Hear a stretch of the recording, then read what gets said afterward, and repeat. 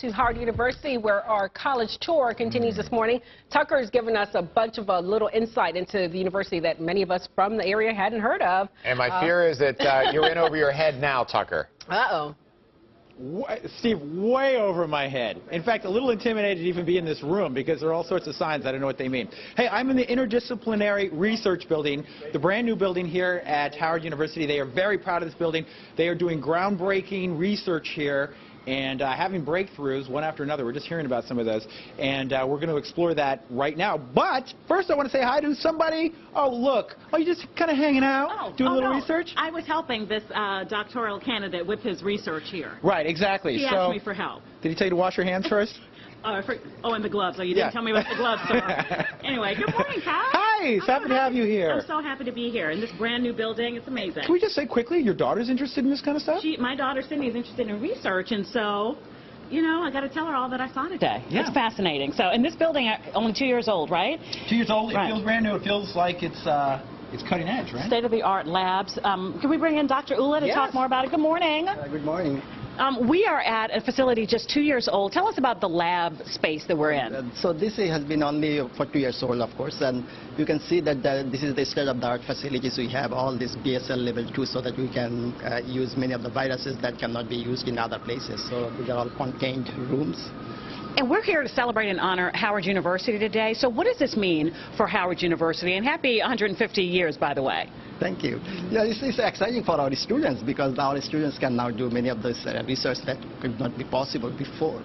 So that's exciting for have this building and facilities available. Professor, what's going on behind us? What are the students doing right now? So we are looking at the plant protein, which has been, when it's active, it usually makes the plants to lose more water. So we decided to shut down this protein so that they will not be losing any water during the drought conditions.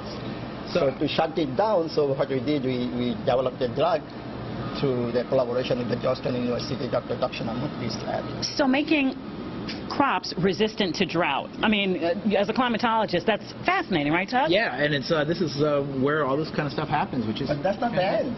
So that same protein is used by the viruses to grow when they attack the human. So the same virus that can grow into HIV, the same protein that goes wild in this, or in the virus, this protein, if you develop it right, could stop the growth of that HIV. So the drug that we have developed that inhibits this protein. So if the protein is not working, so the virus will not be able to it can't grow. Or grow inside the human body. So we tested this drug on 2 different viruses, HIVs and the herpes simplex virus. And in both cases, they are showing great promise because we are targeting a host protein, not targeting the virus directly, so the virus cannot develop anti-resistance to this drug. It's fascinating stuff. Professor, I can tell you're passionate about this. Do you think about this 24 hours a day? Almost. I wish I had 27 hours a day. Hey, I love that. All right, and so Dr. Ullah, if this is successful, and it is created between you and Georgetown University, right? Yes. What would that mean for HIV? Well, that has been great development because, as I said already, that because this is targeting the host protein, so the virus will not be able to develop resistance to this type of drugs because it's targeting the host protein, not the virus directly.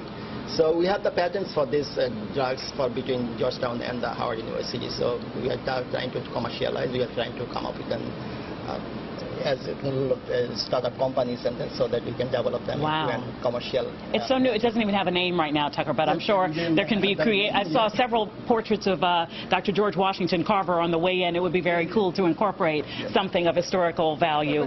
The product that is being developed at Howard University. It's absolutely a proud moment for us to have this drug in our hand.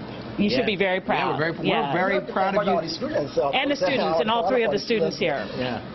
We have 5 students, and then some of them are undergraduates, and some of them graduate students pursuing PhD degrees. How many in the whole team would you think? I have 80 students, 5 PhD students, and 3 undergraduate students. All right, sir, we got to wrap it up. Okay. Allison, I got stuck when we walked in here, and I wasn't able to describe this was a flask. Well, and this, look, and do you know what that is? That's rice. That's rice. So there you go. Who knew? All right, we're going to wrap it up, guys. We'll toss it into you, Aaron. Just real quick, it's going to be a nice weekend. Second half of Saturday and Sunday, cloudy today, upper 60s. Aaron, into you. Thank you, sir. I got to tell you, that's really impressive work that they're doing out at Howard University. It's great to see that. I love the college tours. We learn something new every time you're out there. Well, right now.